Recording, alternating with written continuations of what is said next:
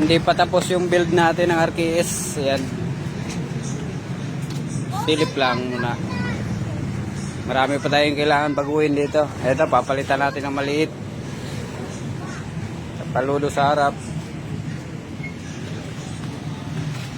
Ito, si Boss Mac ang gumawa nito. Yung black. Siya nagpatakbo nitong RKS kasi matagal na stock. Tapos ito ginawa ko lang to para may magiging ano natin.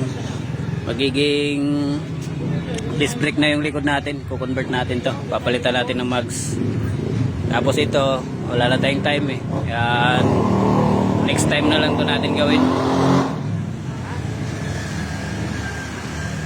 Yan. Huwag natin madaliin. Plano-plano tayo pag may time.